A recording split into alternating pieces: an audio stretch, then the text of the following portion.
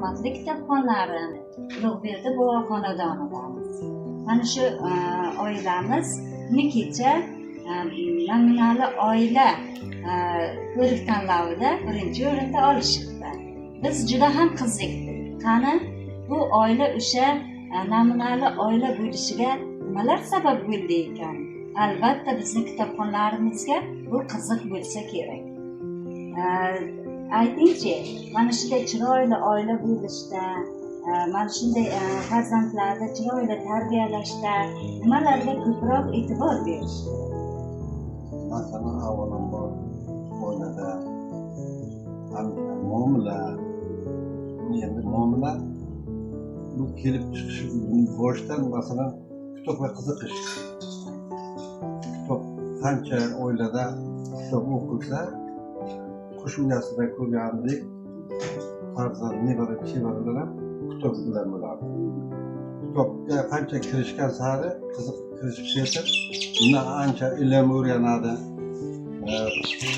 Shunga qarab muomala, harakat, xizmat ham shunga. Endi shunday kitoblar bor, masalan, bozorchilik ham o'rgatadi, ilm, tarbiya hammasi o'qishga. O'z yoshligimdan kitob sevaraman, she'riyatga tashlaman, adabiyotga oshnoman. Har doim o'sha kitob bilan bo'lganman. O'sha qandaydir fikrlashingizga katta nima beradi-da.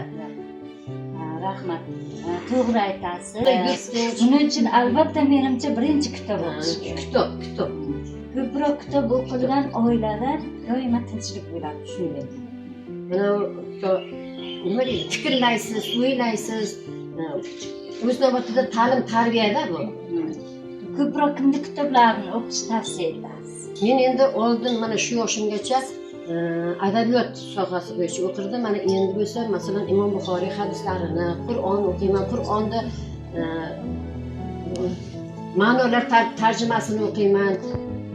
Ana Rumiyni o'qiyman, Ahmad Yassaviyni o'qiyman. Mana nima deydi? Marhabo Karimova ajoyib bir maslahatchi ayolda. Mana Tursunoy Sodiqovalarni hozirgi yoshlar o'qish kerak, marhabolarni o'qish kerak. Bular o'qigan kishi kam bo'lmaydi. Masalan, hammasidan bir narsa oladi-da odam. Mana shu kishilar menga kitob olib keladi, kitob olib ketadi. Rahmat bularga ham ikki dunyo saodatiga erishib, bu dunyoda ham, u dunyoda ham aziz va mukarram bo'lib yuringlar. Bular kitobni tarqatib, hammaga ilmni ziyoni sochishib yuribdi. Bular ham ilohim Allohning barokatlaridan, Allohning mukofotlaridan, ajrlaridan bahramand bo'linglar ilohim.